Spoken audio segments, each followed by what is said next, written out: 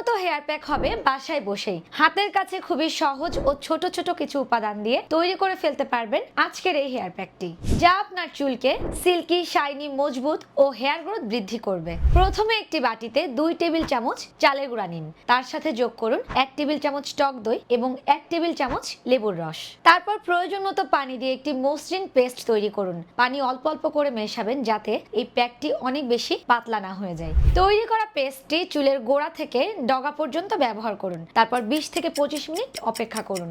তারপর যে কোনো একটি মাইল্ড শ্যাম্পু দিয়ে ওয়াশ করে ফেলুন। চালের গুঁড়া চুলের বৃদ্ধিতে সাহায্য করে এবং চুলকে শক্তিশালী করে। লেবুর রসে রয়েছে অ্যান্টিব্যাকটেরিয়াল গুণাবলী, যা চুলের খুশকি দূর করতে সাহায্য করে। দই চুলকে প্রাকৃতিক উজ্জ্বলতা এনে দেয় এবং ময়শ্চারাইজ করে। তাই এই হেয়ার প্যাকটি ব্যবহারে চুল মসৃণ ও উজ্জ্বল হয় এবং চুলের টেক্সচার বজায় থাকে।